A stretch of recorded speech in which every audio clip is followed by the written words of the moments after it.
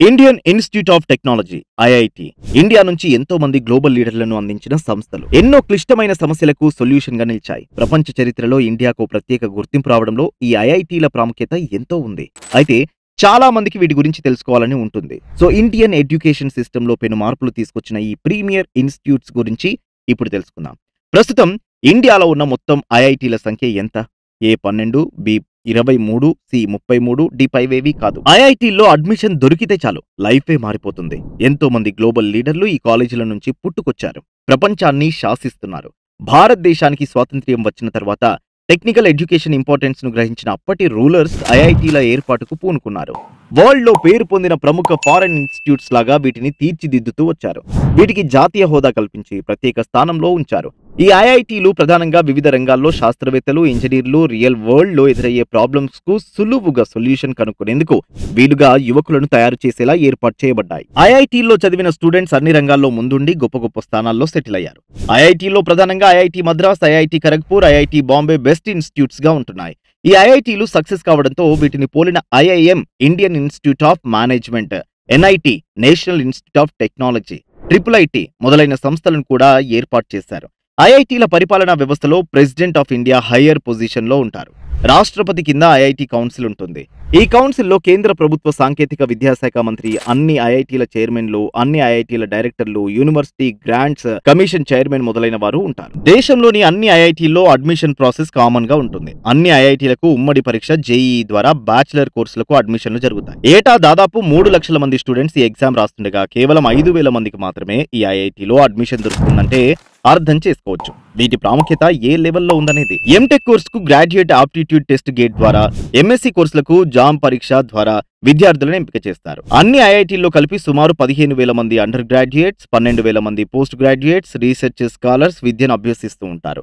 ఈ ఐఐటీల్లో ప్రవేశాలకు రిజర్వేషన్లు ఉంటాయి. భారత రాజ్యాంగంలో ఉన్న రిజర్వేషన్ రూల్స్ ప్రకారం 1973 నుంచి ఎస్సీలకు రిజర్వేషన్లు అమలు చేస్తున్నారు. ఐఐటీల ప్రవేశ విధానం ప్రకారం మొత్తం సీట్లలో 15% షెడ్యూల్ కులాల వారికి, 7.5% షెడ్యూల్డ్ తెగల వారికి కేటాయించారు. ఇండియాలో ఏ ఇంజనీరింగ్ కాలేజీ పొందలేనని నిధులు ఈ ఐఐటీలకు కేటాయిస్తారు. ఐఐటీలు తప్ప మిగతా ఇంజనీరింగ్ కాలేజీలకు భారత ప్రభుత్వం ఇచ్చే వార్షిక బడ్జెట్ 10 నుంచి 20 కోట్లయితే ఒక్కో ఐఐటీకి ప్రభుత్వం ఇచ్చే నిధులు 90 నుంచి 130 కోట్ల రూపాయల మధ్యలో ఉంటుంది. ఇంకా విద్యార్థుల ఫీజుల రూపంలో పరిశోధనల కోసం అనేక పరిశ్రమలు కూడా అధికంగా నిధులు ఇస్తుంటాయి. వీటి వల్ల విద్యార్థులు, అధ్యాపకులు తమ శక్తి సామర్థ్యాల ద్వారా మంచి రిజల్ట్స్ సాధించడానికి అవకాశాలు ఎక్కువగా ఉంటాయి.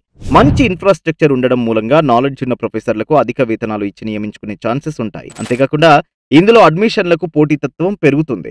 ఐఐటీల్లో స్టూడెంట్స్ ఫ్యాకల్టీ రేషియో 1:6 గా ఉంటుంది. ఈ అన్ని ఐఐటీల్లో ప్రభుత్వ జోక్యం ఉండదు.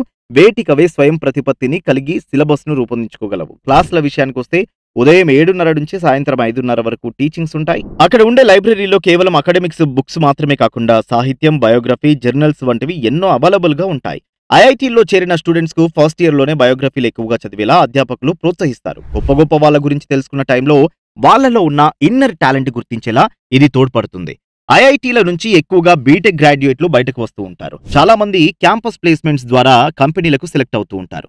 కొంతమంది స్టూడెంట్స్ కంపెనీలు ఇచ్చే ఆఫర్లను రిజెక్ట్ చేస్తారు. ఐఐటీల్లో బీటెక్ కోర్సులే కాక MTech, MBA, MCA, humanity sciences, social sciences ఇలా అనేక రకాల కోర్సులు అందిస్తారు.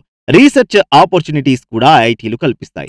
PhDలో ఒక ప్రొఫెసర్ సూచించిన సమస్యపైన లేదా ఓ ఇండస్ట్రీ నుంచి వచ్చిన ప్రాజెక్టునైనా పనిచేయాల్సి ఉంటుంది.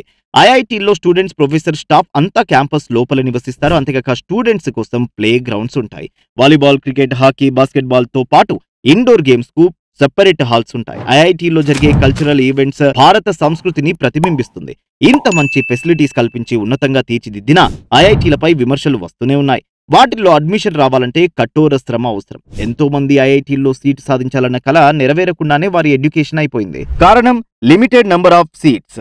Infosys chairman Narayana Murthy, Vinod Khosla cofounder of Sun Microsystems, Kanwal Rekhi, Arun Sarin, Rajat Gupta, Arvind Kejriwal, Sundar Pichai వంటి ప్రముఖులు ఐఐటీల్లో చదివి గొప్ప గొప్ప స్థానాల్లో నిలిచారు. ఇది ఐఐటీల చరిత్ర.